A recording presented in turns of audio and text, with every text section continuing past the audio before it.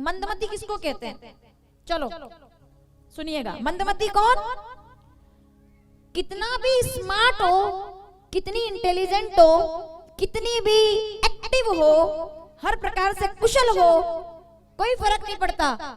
अगर अपने घर के आंगन की बात पड़ोसी के घर जाकर के बता दे तो वही परिवार में मंदमती कहलाता है, जो अपने घर के रहस्य दूसरों को जाकर बताता है। एक बात याद रखिएगा, जब अपने घर के लोगों के खिलाफ आप दूसरों से बात करने लगते हैं तो आपके घर को भगवान भी नहीं बचा सकते हैं, क्योंकि षड्यंत्र बाहर से शुरू होते हैं लेकिन उसकी शुरुआत अंदर से होती है, उसका बीजारोपण अंदर से होता है। मंथरा और शकुनी ये दोनों बाहर वाले थे, इन्होंने पूरी सत्ता हिला करके रख दी दो राज परिवारों की।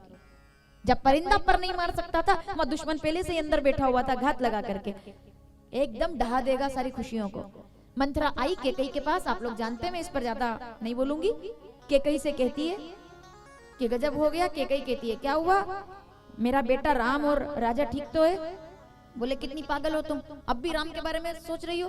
राम तो बहुत ठीक है और राजा तो बहुत ज्यादा ठीक है और रानी तो उससे भी ज्यादा ठीक है, क्योंकि ये सब तो अपने आप में राजा रानी राजमाता बन रहे हैं, तुम क्या करोगी? केकई कहती है, आप लोग प्रसंग जानते हैं इसलिए मैं ज्यादा नहीं बोल रही हूँ, कि अच्छा राम राजा बन रहा है? बोले हाँ, बहुत खुश हुई। लेकिन मंथरा कहती है तुम्हें सोचना चाहिए कि राम राजा बनेंगे तो भरत का क्या होगा? केकई कहती है क्या होगा? बोले भरत बन जाएगा नौकर, झाड़ू पोछे लगाएगा महल में, झाड़ू पोछे। कभी भी सुनी हुई बातों पर कभी विश्वास, इससे ज्यादा और क्या क्या कथा है ये? सीधे सीधे राम जी राजा बन जाते, बात खत्म हो जाती, कुछ नहीं था फिर। लेकिन अगर सीधे सीधे राम जी राजा बन जाते, एक बात सुनिए जरा, अगर सीधे सीधे कथा हो जाती पूरी और मौसम बढ़िया रहता, धूप चमकती रहती, तो ऐसे 10 साल के बाद अपने बच्चों को जब आप बताते कि अपने गांव में जब कथा हुई थी, तो आप ये कभी नहीं बताते कि बेटा पानी गिरा था और गिरते पानी में हमने कथा सुनी थी। बताते कभी आप? सुनाने के लिए कुछ होना चाहिए, अपने बच्चों को सुनाने के लिए कहानी होनी चाहिए, और कहानी में तब तक मजा नहीं आता जब तक कोई ट्विस्ट ना हो, तभी कहानी इंटरेस्टिंग बनती है। कि कुछ सुनाएंगे क्या? क्या सुनाओगे बच्चों को? दूसरों की कहानियां ना सुनानी पड़े, इसके लिए कहानियां बनती है कि बेटा पानी गिरा खूब कर। फिर वो पूछेंगे जब आप दादी बन जाओगे कि दादी अपने कथा जब होती थी क्या होता था? तो फिर आप बताओगे कि बेटा कथा होती थी तो पानी गिरता था, और फिर बोले लोग आते थे सुनते थे, हमने भी सुनी, हम भी खूब नाचे, हमने भी। ये क्या हुआ? कहानी बन रही है। ये क्या हो रहा है? ये जीवन, ये कहानियां बन रही है, ये हमारे बात सुनाई जाएंगी। अपन है अभी तो ऐसी कोई बात नहीं है, लेकिन हम हमारे बात भी पीढ़ियां गाएगी ना। आज दादाजी है क्या? दादाजी हैं आज? कौन कहता है नहीं है? शरीर से नहीं है, विचारों से तो यही है। उनके विचार उनके 3 बेटों के रूप में यहाँ पर काम कर रहे हैं।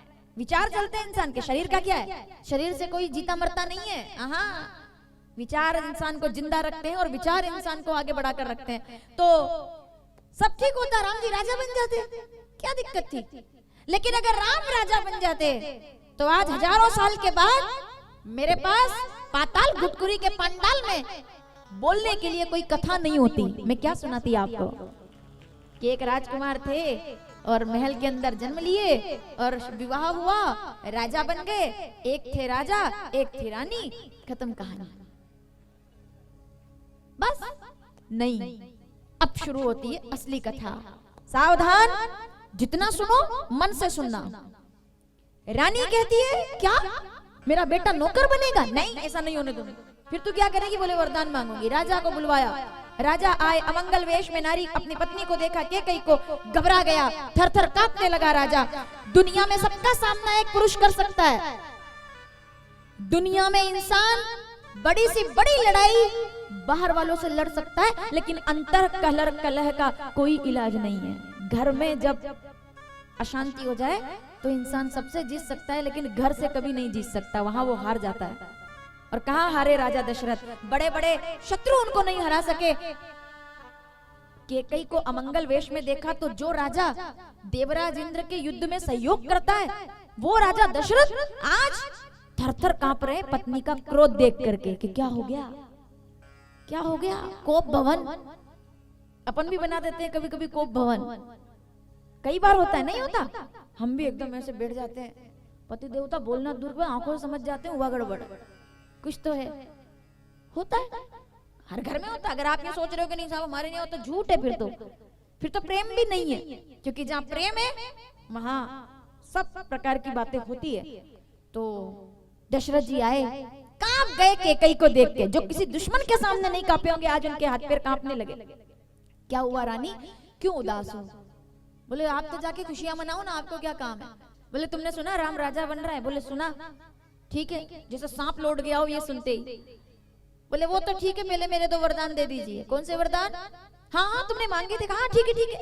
आह क्या बात है, मैं आपको बहुत कुछ अच्छा सुना सकती हूँ, लेकिन ये मेरे शब्द बहुत ध्यान से सुनना और समझना।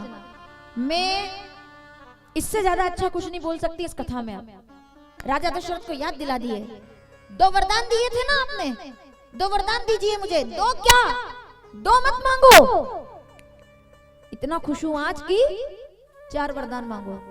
4। जितने पुरुष इस पंडाल में बैठे हैं और जितनी माताएं इस पंडाल में बैठी है, एक सीख इस कथा से लेकर के जाना कि जिंदगी में अच्छा समय कितना भी आ जाए या कैसा भी समय आ जाए, भावुकता में आकर के कभी किसी से वादा मत करना, क्योंकि एक वचन और एक वादा पूरी की पूरी राम कथा पलट करके रख देता है। उत्साह में कभी किसी से शब्द मत बोलो, उत्साह में कभी किसी को ऐसा मत बोलो कि जिससे उसको उम्मीद जाग जाए और वो आखिर में जाकर के आपको ही बर्बाद कर दे। ज्यादा उत्साह में किसी से वादा नहीं करना चाहिए।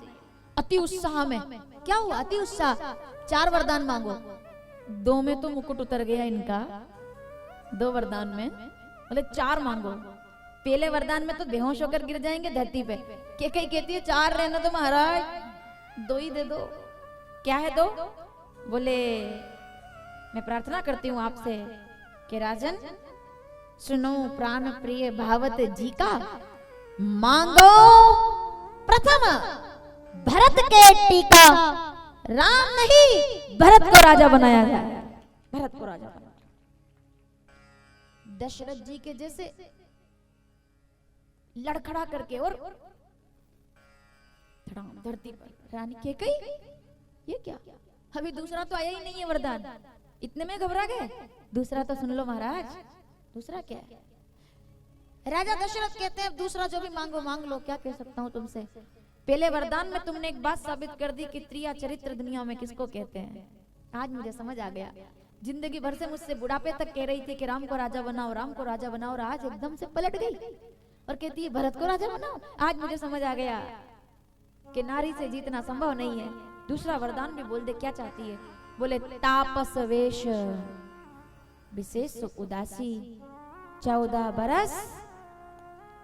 एक एक शब्द मानो पहाड़ की तरह टूटा।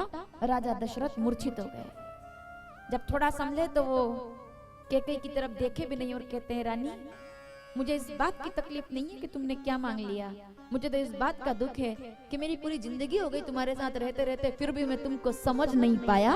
मुझे इस बात की तकलीफ है कि मैं तुमको समझ में जान नहीं पाया। क्या किया तुमने ये? और अब तो प्राण जाए पर वचन ना जाए। रात भर रोते रहे धरती पर बैठ करके, रानी कैकेयी कमर पर हाथ रख के। जान रहे हो आप कौन से घर की बात है ये? अयोध्या की, जिसमें ऑलरेडी अभी राम जी हैं। क्या बात करते हो आप? छोटी छोटी तकलीफों से घबरा जाते हो, छोटी छोटी समस्या आ जाए हे भगवान ये क्या हो गया। उनके तो खुद के घर में कितनी बड़ी विपदा आ गई है कि बूढ़े पिता मरने की तैयारी में, पूरा घर बिखरने की तैयारी में, और अयोध्या बन जाएगा खंडहर।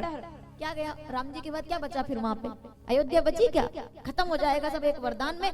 तो भी राम जी ने इंटरफेयर नहीं किया, क्योंकि हो या वही जो, वो तो भगवान थे, बुद्धि वहीं पलट देते।